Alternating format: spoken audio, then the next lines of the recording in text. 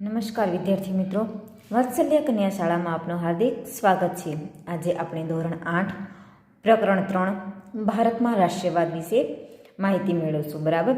હવે રાષ્ટ્રીયવાદ એટલે શું? તો રાષ્ટ્રીયવાદ એટલે કે આપણા દેશ પ્રત્યે એકાત્મ અને ગૌરવની ભાવના, અને જરૂર પડે તો પોતાના રાષ્ટ્ર પ્રત્યે એટલે કે દેશ માટે તન મન અને ધન ન્યોછાવર કરવાની ભાવના। ભારતમાં જે રાષ્ટ્રીયવાદ છે એ ક્યારે આવ્યો અને એના પરિબળો કયા હતા? આપણે જોયું કે અંગ્રેજો છે એ ભારત ઉપર સતત 200 કે 300 વર્ષ સુધી શાસન કર્યું। આ શાસન દરમિયાન ભારતની અંદર એવી રાષ્ટ્રીય ભાવના જાગી કે જેથી અંગ્રેજો દેશ છોડીને ચાલ્યા ગયા। તો આપણે વિસ્તૃતમાં અભ્યાસ કરશું। અહીંયા આપણે પહેલે જાણી લઈએ કે રાષ્ટ્રીયવાદ એટલે પોતાના દેશ પ્રત્યે એકાત્મ અને ગૌરવની ભાવના, અને જરૂર પડે તો રાષ્ટ્ર પ્રત્યે તન મન અને ધન ન્યોછાવર કરવા તૈયાર રહેવાની ભાવના। ભારતમાં રાષ્ટ્રીયવાદની જાગૃતિના પરિબળો ખાસ કરી અને 1857ના સંગ્રામ બાદ વિકાસ પામ્યા। આપણે અગાઉ સેમમાં જોઈ ગયા કે ભારતમાં 1857નો સંગ્રામ થયો અને ત્યારબાદ જે પરિસ્થિતિ પલટાઈ અને કેવા પરિબળો ભારતમાં રાષ્ટ્રીયવાદ માટે વિકાસ પામ્યા। બરાબર। આધુનિક રાષ્ટ્રીયવાદ એટલે અત્યારનો રાષ્ટ્રીયવાદ સૌપ્રથમ ઉદ્ભવ યુરોપમાં જોવા મળે છે।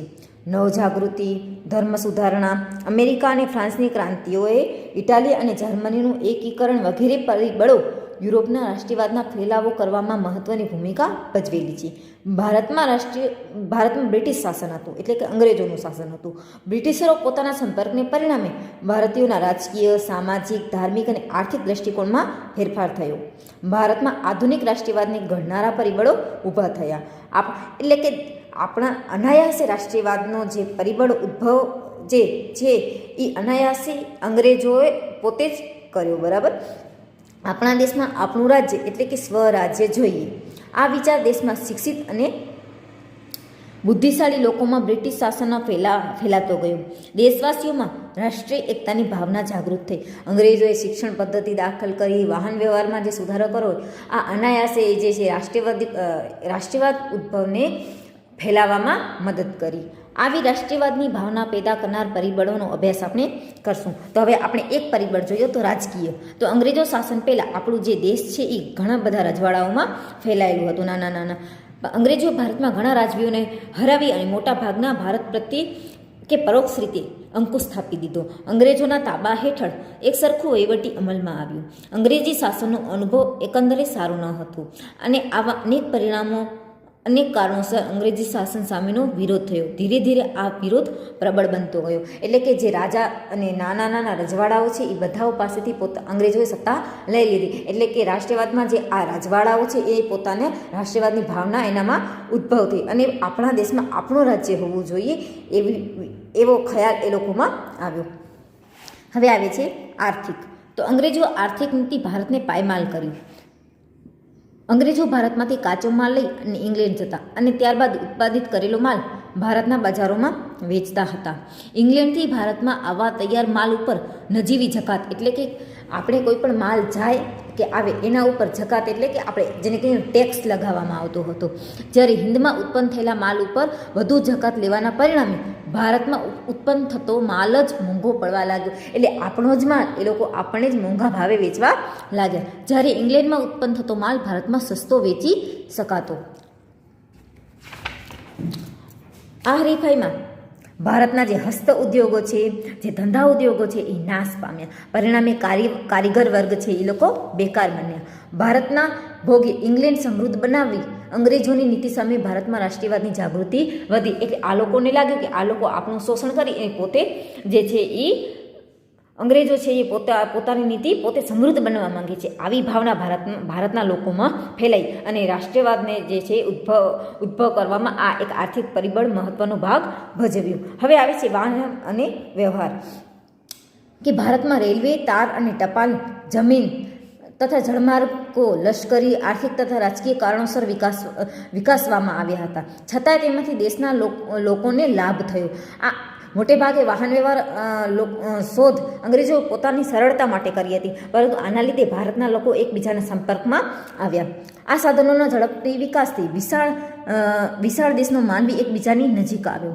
કારીગર વર્ગ તથા વેપારી વર્ગ ધંધાર્થી એકબીજાની પ્રદેશમાં જવા લાગ્યા. તેમની વચ્ચે વિચારોની આપ-લે થઈ. તેમના સંપર્કો વધવાથી જ્ઞાતિ, કોમ અને પ્રદેશોના જે ભેદભાવો હતા એ દૂર થયા.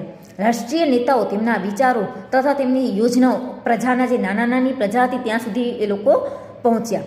આમ પ્રાદેશિક કક્ષાને બદલે રાષ્ટ્રીય કક્ષાની નેતાગીરી ઊભી થઈ કે જે લોકો પ્રદેશો માટે લડતા હતા, આ મારું બરાબર, એની જગ્યાએ હવે આ જે એકબીજાના સંપર્કમાં આવ્યા એટલે મારાની બદલે આપણાની ભાવના એ લોકોમાં વિકસિત થઈ, જેને સ્વરાજ સિદ્ધિમાં નોંધપાત્ર ફાળો આપ્યો. હવે આવે છે શિક્ષણ અને સાહિત્ય. કે ભારતીય રાષ્ટ્રીયવાદના ઉદ્ભવમાં અંગ્રેજી કેળવણીનો મોટો ફાળો છે. આ કેળવણીના વિકાસને પશ્ચિમી વિચારસરણી દ્વારા ઉઘાડ્યું. વિશ્વના ઘણું બધું સાહિત્ય અંગ્રેજીમાં હતું. આપણા દેશના લોકો અંગ્રેજી ભાષા શીખ્યા, વિશ્વના પ્રવાહોથી માહિતગાર થયા. એટલે જે વિશ્વના જે ક્રાંતિઓ મોટી થઈ બરાબર, એના મોટાભાગના લખાણો જે અંગ્રેજીમાં હતા. હવે લોકોમાં અંગ્રેજી શિક્ષણનો ફેલાવો થતાં આ લોકો જે સાહિત્ય વાંચવા લાગ્યા અને વિશ્વની જે લોકોની વિચારસરણી છે એ લોકોને અપનાવવા લાગ્યા. આને કારણે અમેરિકન સ્વાતંત્ર્ય સંગ્રામમાંથી, લોકશાહી તથા ફ્રાન્સની ક્રાંતિમાંથી એ લોકોને પ્રેરણા મળી.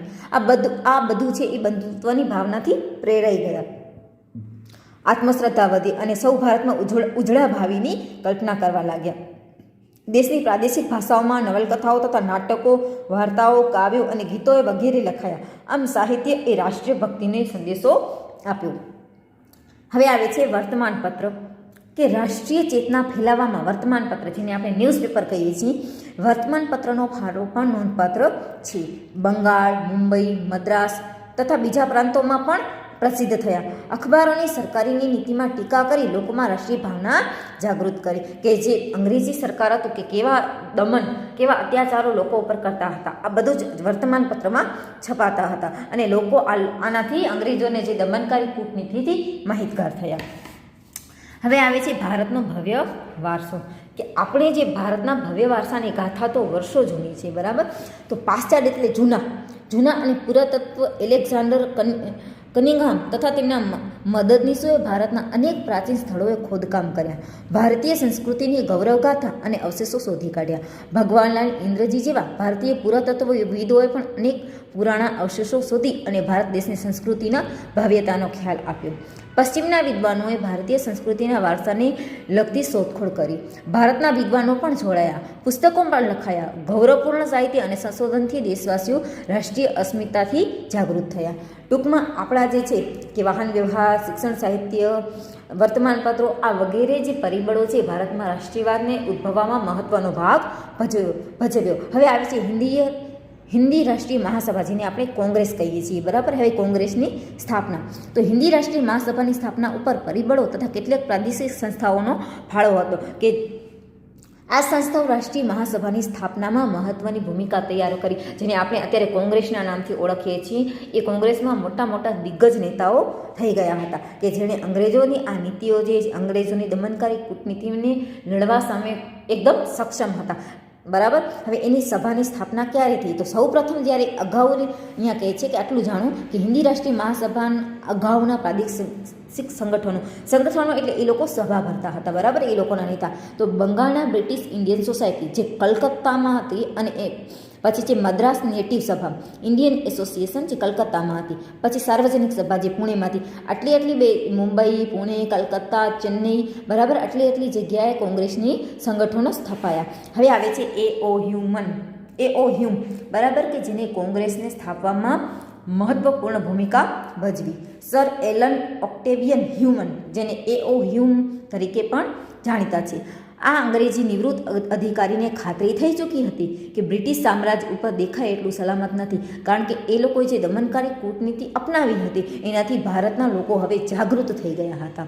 તેઓ માનતા હતા કે જનતામાં ફેલાયેલો અસંતોષ ઘટાડવામાં નહીં આવે તો 1857ના સંગ્રામ જેવી ઘટના ફરી પણ બની શકે છે.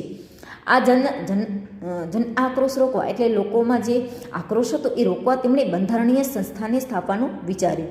તત્કાલિક વાઇસરોય, એટલે ભારતમાં પહેલાં જે અંગ્રેજી અધિકારો છે બરાબર, જે એ વાઇસરોય તરીકે નિમણૂક થતા. જેમ કે અત્યારે આપણે પ્રધાનમંત્રી અને મુખ્ય રાષ્ટ્રપતિને જે અત્યારે હોદ્દા છે જે સંભાળે છે એ સમયમાં વાઇસરોય સંભાળતા હતા. તો અંગ્રેજી વાઇસરોય ડફરીની સમજાવે.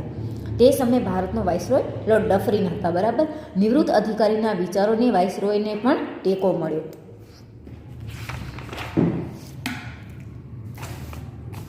હવે આવે છે કે એઓ હ્યુમના પ્રયત્નોથી 1885માં જે આપણે અત્યારે કોંગ્રેસ તરીકે ઓળખીએ છીએ, જે પહેલાં હિન્દી રાષ્ટ્રીય મહાસભાથી ઓળખાતી હતી, આની સ્થાપના કરવામાં આવી. મુંબઈની ગોકુળદાસ તેજપાલ સંસ્કૃત પાઠશાળામાં 28મી ડિસેમ્બર 1885ના રોજ વ્યોમેશચંદ્ર બેનર્જીના પ્રમુખ પદે તેનું પ્રથમ અધિવેશન એટલે કે સભા મળી. ભારતના જુદા જુદા પ્રાંતમાંથી કુલ 72 પ્રતિનિધિઓએ હાજરી આપી. તેમના દાદાભાઈ નવરોજી, ગોપાલકૃષ્ણ ગોખલે, ફિરોઝશાહ મહેતા, બદરુદ્દીન તૈયબજી, કેટી તેલંગ એટલે ઉચ્ચ ગજાના દિગ્ગજ વ્યક્તિઓ એની અંદર જોડાયા. હવે તમે જોઈ શકો છો કે કોંગ્રેસની સ્થાપના થઈ ત્યારે તેનું પ્રથમ અધિવેશન જે મુંબઈમાં મળ્યું હતું 1885માં, તેનું તમે ચિત્ર જોઈ શકો છો કે પ્રથમ અધિવેશન પછી આવે છે બીજું અધિવેશન. પહેલું અધિવેશન મુંબઈમાં મળ્યું હતું અને બીજું અધિવેશન મળ્યું હતું કલકત્તામાં, જેના પ્રમુખ પદે એટલે કે આખી સભા કોને સંભાળી હતી? તો દાદાભાઈ નવરોજી 1886માં. બરાબર. પહેલાં 72 સભ્યો હતા, પછી ધીમે ધીમે સભ્યોની સંખ્યા વધવા લાગી અને 432 થયા. પછી ત્રીજું અધિવેશન હતું મદ્રાસમાં, જે બદરુદ્દીન તૈયબજીએ એની પ્રમુખ પદે હતા અને એ અધિવેશન મળ્યું હતું 1887માં અને ટોટલ 607 સભ્યો એની અંદર સામેલ થયા હતા.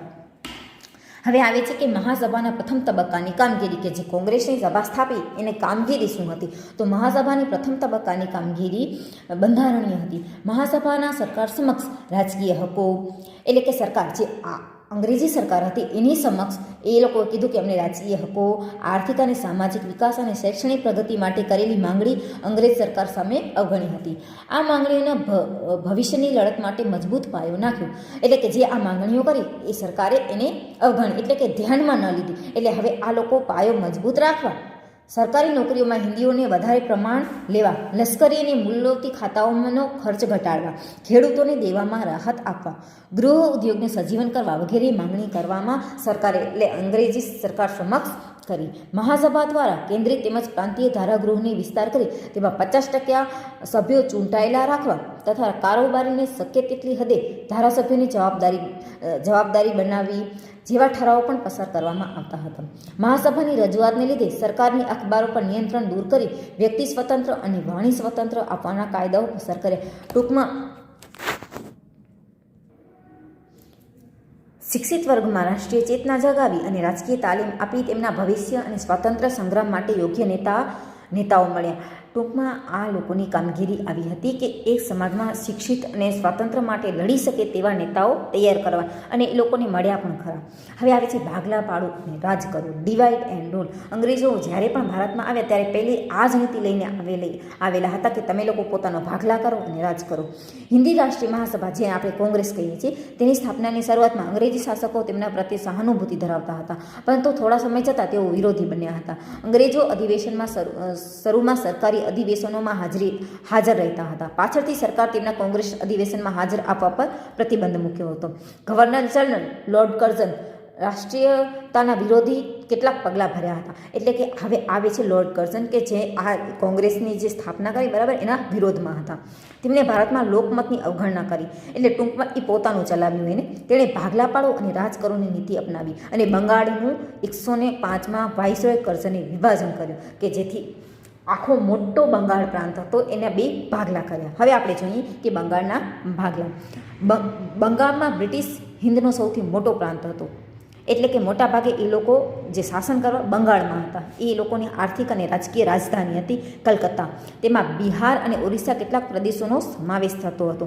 હવે તેમની વસ્તી હતી 7 કરોડ અને 80 લાખની. બરાબર. આટલા મોટા પ્રાંતનો વહીવટ કરવો મુશ્કેલ હોવાથી તેનું વિભાજન કરવું જરૂરી બન્યું હતું.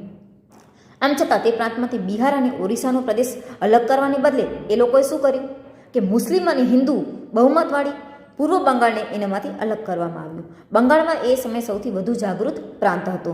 વાઇસરોય કર્ઝને મુસ્લિમ બહુમતીને અલગ કરી અને હિન્દુ અને મુસ્લિમ વચ્ચે એક કોમવાદ ઊભો કર્યો. બરાબર. હવે આ કોમવાદ ઊભો કરી અને વધતી જતી રાજકીય જાગૃતિની નબળી પાડવા માંગતો હતો. એનો હેતુ શું હતો કે જે કોંગ્રેસમાં રાજકીય જાગૃતિ વધતી જતી હતી ભારતની, બરાબર, એકતા વધતી જતી હતી, એ એકતાને તોડી પાડવા માટે એને બંગાળાના ભાગલા કર્યા. હવે બંગાળાને ભાગલા એને એક વિચિત્ર રીતે કર્યા કે બંગાળને બિહાર અને ઓરિસ્સાના પ્રાંતને અલગ કરવાને બદલે તેને મુસ્લિમને જ એક પૂર્વ બંગાળ અલગ કર્યું. બરાબર. આમ રાષ્ટ્રીય નેતાઓ એ લોકોના સરકારનો ઈરાદો સમજી ગયા અને તેઓને આ યોજનાનો ઉગ્ર વિરોધ કર્યો.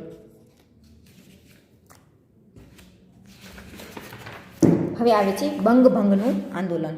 હવે બંગાળની એકતા જે છે એ તોડી પાડવા માટે આ ભાગલાનો વિરોધ ભારતના લોકો જે એકતા તોડી પાડવા માટે બરાબર જે એને કાવતરું ઘડ્યું હતું એનો લોકોએ વિરોધ કર્યો. બંગાળમાં જાહેર સભા અને સરઘસો એટલે કે મોટી સભાઓ ભરાવા લાગી. અસંખ્ય પત્રિકાઓ વહેંચાઈ. આ મોટા આંદોલનો થયા અને વિરુદ્ધમાં કે બંગાળનો જે ભાગલા ના પડે અને જે બંગાળ છે એવી રીતે રાખે. બંકિમચંદ્ર ચટ્ટોપાધ્યાય જે આનંદમાંથી નવલકથા જેને આપણે વંદે માતરમ ગીત કહીએ છીએ બરાબર, આ લડાઈનો નારો બની ગયો. આખા દેશમાં રાષ્ટ્રીયની ભાવનાનું અભૂતપૂર્વક મોજું ફરી વળ્યું. રાષ્ટ્રીય ભાવના ફેલાઈ લોકોમાં. જે દિવસે ભાગલાનો અમલ શરૂ થયો તે દિવસે બંગાળમાં શોક દિન તરીકે ઉજવવામાં આવ્યો. આખા પ્રદેશમાં હડતાલો પાડવામાં આવી. રવિન્દ્રનાથ ટાગોરનું સૂચનથી તે દિવસે એકતા દિવસ તરીકે પણ ઉજવવામાં આવ્યું. હવે આવે છે સ્વદેશી આંદોલન. સ્વદેશી એટલે પોતાનું દેશનું. બંગભંગની લડતને ઉગ્ર વ્યાપક બનાવવાનું નક્કી કર્યું. ચળવળમાં એટલે કે મોટી ચળવળો થઈ. એ સમયમાં લોકો જે ઉગ્રવાદને પોતાની કેવી રીતે કરતા તો કે ચળવળો દ્વારા, કે સ્વદેશી માલનો વેપાર કરવો અને વિદેશી માલનો બહિષ્કાર કરવો અને રાષ્ટ્રીય શિક્ષણ લેવું. ટૂંકમાં આ લોકોએ એક નવી યોજના ઘડી પાડી કે જે ઇંગ્લેન્ડથી માલ આવે છે તેનો બહિષ્કાર કરવો, આપણા દેશમાં બનતી વસ્તુઓનો જ ઉપયોગ કરવો અને આપણા જે રાષ્ટ્રીય શિક્ષણ છે જે હિન્દી અને આપણી સંસ્કૃતમાં શિક્ષણ જે છે એ મેળવવું. આમ આ ઉદ્દેશ્યને હાંસિલ કરવા બંગાળના લોકો વ્યાપક લડત ચલાવી. એક લડત સમિતિની રચના કરવામાં આવી. સુરેન્દ્રનાથ બેનર્જી, બંકિમચંદ્ર પાલ, અરવિંદ ઘોષ જેવા કોંગ્રેસના આગળ પડતા નેતાઓ હતા. વિદેશમાં કાપડ તેમજ અન્ય ચીજવસ્તુનો બહિષ્કાર કરી અને સ્વદેશી માલ વાપરવાના લોકોને આગ્રહ કરવા લાગ્યો. સ્વદેશી માલમાં ફાયદા સમજાવવામાં આવ્યા. વર્તમાનપત્રો, લખાણો, સરઘસો, જાહેર સભાઓ અને લોકગીતો દ્વારા સ્વદેશીનો પ્રચાર કરવામાં આવ્યો. સ્વદેશી માલ બનાવનારા કારખાનાઓ શરૂ થયા. ઇંગ્લેન્ડથી આયાત ઇંગ્લેન્ડમાંથી જે વસ્તુઓ આવતી બરાબર, ટૂંકમાં અંગ્રેજોની કોઈ પણ વસ્તુઓ ન વાપરવાનો એક અમલ શરૂ થયો બરાબર. આયાત તથા કાપડ, મીઠું, ખાંડ, બૂટ, સિગારેટ, તમાકુ વગેરેની આયાતો ઘટી. ભારતમાં બનેલા કાપડ અને અન્ય ચીજવસ્તુઓના વેચાણોની માંગ વધી. સ્વદેશી ચળવળ બંગાળ ઉપરાંત હિન્દના અન્ય પ્રાંતોમાં પણ ફેલાઈ. ટૂંકમાં ધીરે ધીરે જે રાષ્ટ્રવાદ છે એ ઉગ્ર બનતો ગયો. હવે આવે છે રાષ્ટ્રીય શિક્ષણ, કે સ્વદેશી અને બહિષ્કાર સાથે સંકળાયેલું 1905નું આંદોલનનું ત્રીજું અને મહત્વનું લક્ષણ શિક્ષણ હતું. કે ટૂંકમાં આ જે બંગાળનો વિરોધ કરવા માટે બંગાળના ભાગલા કરવામાં આવ્યો, વિરોધ કરવા માટે લોકોએ જે ચળવળ ચલાવી એમાં વિદેશી માલનો બહિષ્કાર, સ્વદેશી માલ વાપરવો અને ત્રીજું હતું રાષ્ટ્રીય શિક્ષણ. આ વિદ્યાર્થીઓએ આગળ પડતો ભાગ લીધો હતો. તેમાં વિદ્યાર્થીઓએ સામૂહિક દંડ કરવાથી માંડી અને તેમની શાળા કોલેજમાંથી કમી કરવા સુધીના પગલાં પણ ભરવામાં આવ્યા. હવે અંગ્રેજોએ આ લોકો સામે એક દમનકારી નીતિ અપનાવી કે કોઈ પણ ભારતીયોને અંગ્રેજી શિક્ષણમાં એડમિશન ના આપો, એ લોકોને કમી કરવામાં આવ્યા. પરિણામે વૈકલ્પિક શિક્ષણ તરીકે હવે આપણી રાષ્ટ્રીય હિન્દુ શાળાઓ શરૂ થઈ. બંગાળમાં ઈસવીસન 7માં 25 રાષ્ટ્રીય માધ્યમિક શાળાઓ અને 300 જેટલી રાષ્ટ્રીય પ્રાથમિક શાળાઓ શરૂ થઈ, જેની અંદર હિન્દુ શિક્ષણ ભારતીય સંસ્કૃતિનું શિક્ષણ આપવામાં આવતું હતું. રવિન્દ્રનાથ ઠાકુરે ઈસવીસન 1907માં શાંતિનિકેતનમાં વિશ્વભારતી વિદ્યાલય શરૂ કરી. અંગ્રેજ સરકારે બંગભંગ લડતને તોડી પાડવામાં નિષ્ફળ રહ્યા. એટલે અંગ્રેજો ટૂંકમાં થોડા હારી ગયા. છેવટે 1911માં કે આ લોકો આટલું આંદોલન ઉગ્ર બનાવ્યું કે જેથી અંગ્રેજ સરકારે ઝૂક્યા. અંગ્રેજ સરકારે બંગાળના ભાગલા રદ